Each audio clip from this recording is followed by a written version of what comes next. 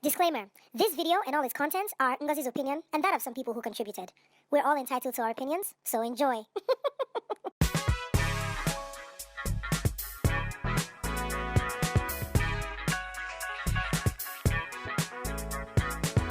Hello everyone, welcome to another episode of the Ngee Show. How y'all doing? I'm good. There was this song we used to sing. Hey, how you doing? No, that will show my age. My God. We used to have like answering machines, and your voice on your answering machine was like what made you kind of cool. And so at a point when they call your phone, oh hi, this is Ngozi, leave a message. Then if you're so cool, just be like, leave it, and then people will leave a message.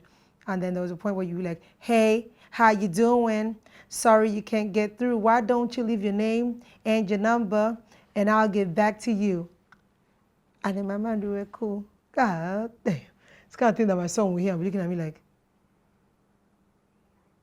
Anyway, how are you guys doing? Welcome to another episode of the Ngee Show. My name is Ngozi.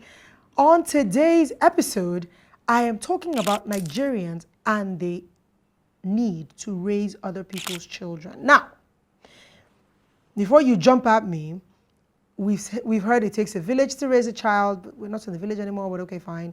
It's a group of us, it's a community thing. Keep you'll be your neighbor's keeper, watch, la la la la la.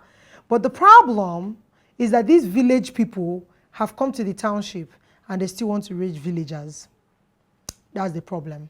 So let's talk about it. Number one, and I feel bad for new mothers because everybody and everyone knows how to raise your child better than you. Sometimes you ask for help and sometimes you don't because maybe you want to learn it. And okay, it's neither here nor there because indeed you can avoid some mistakes. But every experience is very different, right? The principles are the same. Your child is going to eat, shit, sleep, cry, whatever. But the ups and downs are different and very unique per child. So let people go through their experiences. But number one, burping a child. Now, so when we were growing up, right, after the baby eats, they carry the baby up and they hit the back of the baby. Now we've learned, of course, that once you put the baby upright, then the baby will naturally let any air out. I've seen where a mother is carrying her baby and just waiting for the baby to burp. And one auntie will just say, you're not burping her. Ouch. Ow, I didn't mean that. Auntie, mind your business. Auntie, talk to her. The way you beat your own child, probably why they damn convulsed when they were babies, is the reason why you should not touch my child and let me burp the child the way I want to burp that child. That burping is not a thing. Lift the baby upright and the baby will naturally let out any air. Slapping babies because of that. Number two, and this is so ridiculous because we're obsessed with fine children in Nigeria, giving the baby dimples or making the baby fine, giving the baby pointed nose. So once your baby is born, you just see either your mother-in-law, or depending on who they are, they just start touching your baby's nose. Then there's what they do like this. Mommy, what are you doing? Yeah, you don't want her to have dimples. What? And I'm not even sure if dimples are hereditary. I think they are. They might. I don't even know if they are. But what do you mean? I'm not joking. The woman will carry your child and be like, and your baby will be crying. Some babies will smile. Leave her. She likes it. They'll stick their finger in your baby like this. Why are some of you like this? I'm like, what are you doing? I want to give her dimples. Why? Auntie, why do you want to give my baby dimples? Or they hold your baby. My dear, see her father's nose, and you want her to have her father's nose. But he her daddy though. Like who knows she finna get? If I, Ngozi, marry KRS-One, my nose and his nose together, it's a deadly combo. So why am I pressing my child's nose thinking that something different will happen? Shaking my head. Number three, how to carry your baby. Now, okay, to be fair, some people, newborns, their necks are not strong, they don't know how to carry the baby. But aunties, they don't like to mind their business. This is not how when you back the baby, they don't say, see the head, Iwam. Why are you aggressive? Why are you angry? Did anybody beat you as a child? What is this need? Okay, I don't want to back. My dear, you're stressing yourself. Just back her. I don't want to. Oh, I saw a family friend of mine. She had a baby Bjorn. Instead of the wrapper, they have the it's Oyibo people, fine. The wrapper is easy because it's very local, but they had the baby carrier. So you wear it like a rucksack and you put your baby inside. So when she was strapping her Bjorn, the auntie said, what are you doing? So auntie, it's my baby carrier. So all these things just because you want to carry a baby. Say, yes, Nancy, so her legs can be free and her hands can be free. If her hands are free, she'll be grabbing things. Auntie, let her grab. Mba, you would put her in your back, let her body be stay in one place.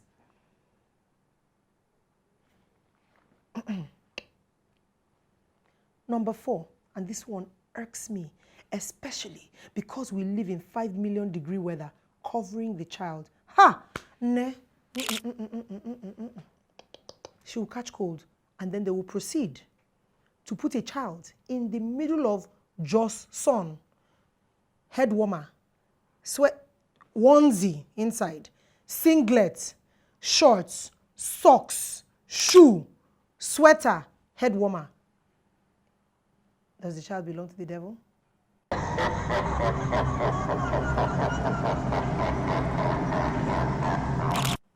You want to boil him?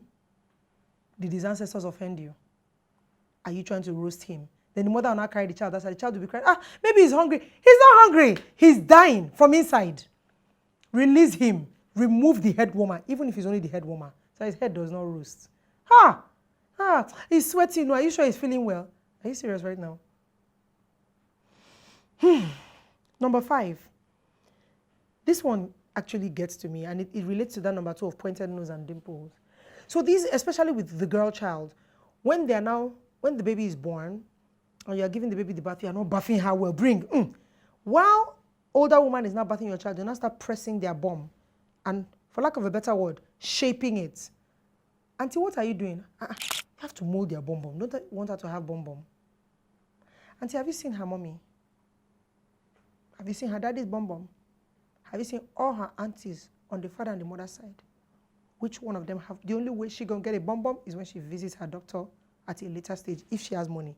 What you should be teaching her is how to hustle so she can have money to buy it. Because this mold you're molding, nothing can come of it. But a lot of people believe that you can actually mold an ass into an infant. Oh, God. Anyway. Number 6, and this one gets to me.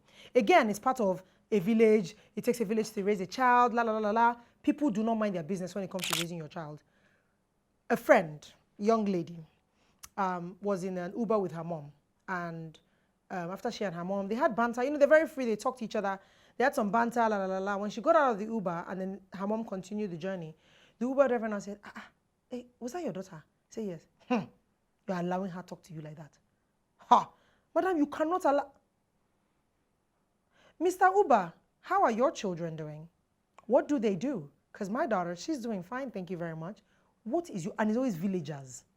It's villagers, the culture of shut up and sit down. The culture of don't let your children be outspoken. Now, there are repercussions to everything. Shut up has its problems. Outspoken has its own problems as well, but you have to find a balance. I would rather have a child who can speak up for themselves than the ones that will shut up for the rest of their lives. So when you see a child and the mother, let's even assume in reality that child was being rude. Mind you, I can't even understand. What perspective do you want to offer? When you now tell her, that was your child? As rude as she was, then what, sir? She should enroll her in your school of etiquette? Or you offer, what are you going to do now that you have identified that her child is rude? Perhaps she's even dealing with a belligerent child who is, acting out, and she already realizes that her daughter is rude and her child is really going through a phase. You now remind her that she's a bad mother. The Lord will judge you and judge you harshly. Number 7. And this is a follow-up to number 6. Then you now see my daughter. Maybe she's wearing like an off-shoulder. Maybe she's 7. She's wearing an off-shoulder dress and like some cut-off jeans that are ripped and her hair is packed. Say, Ngozi, I don't know. This is how a child should be dressing. Is this how an adult should be dressing? Your damn red jeans and your red top to match and your red hat to match. Looking like a child of the devil. And Ngozi, it's not that serious. Is it not? And people can sexualize children. This 5-year-old girl, all she has is maybe Nicki Minaj. All she has is what she has. She's not listening to, What's the name of the girl with Tosin Jegede? Don't smoke. Smoking is not good for. She's not listening to that. She's unfortunately, depending on who she's around, she's listening to Big Bad Boogie, the Bentley Ben, if it's up, then it's up. So maybe she's like, hey, you might want to teach her, okay, this dance is not appropriate or whatever as her mother. But if you're comfortable with it, everybody can jump off 1004, the tall building is not the short one. Do you understand me? Is this how a child should be dressing? Why are you sexualizing a child? You are the problem. I remember those days they taught us, okay, to be fair, there are pedophiles around there. Yes, that's the truth. But it is not the child. It is the adult. So don't tell a mother, now wow, this skirt your daughter is wearing, is it appropriate? Honey, she's 7. What is wrong with your mind? Who did this to you? Weary. Number 8. And this thing broke my heart because it happened to someone I know, a colleague of mine. So she went to visit her mother-in-law in Ibadan. And while they were there, they went out for the mother-in-law talking about culture and how the daughter is so beautiful. And you know, when she was born, I don't know what the story was, but long and short of the story, they had gone. By the time they came back, the mother-in-law had given her daughter 2 here, one on this cheek and one on this cheek. And this daughter was crying. So by the time when she came back, it was swollen. So of course, it jarred her the more. But now it has settled and it's still, but she has permanent tribal marks. And the question was, what possessed you and why would you do this to my child? She looked at her, but your husband, your husband has it. What's the, you know, this is not a big deal. It's our culture. What stupid culture, ma? And then they got into this big family feud and da. So I say this to say, guys, I can cut this part of this video for you. Send it to your moms on WhatsApp, please. Send it to them on WhatsApp and tell them, mommy, auntie, mama, do not do it. I swear, it adds nothing.